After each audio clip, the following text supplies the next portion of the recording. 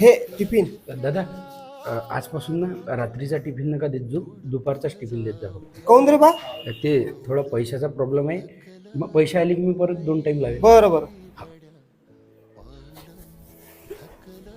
हाय. जेवण झालं का रे बाबू?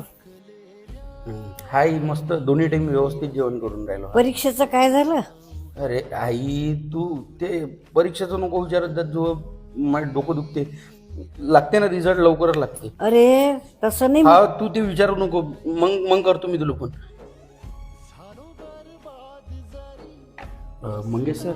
हा बोल ना. आपण एखादा रूम पार्टनर अजून ठेवायचा काय?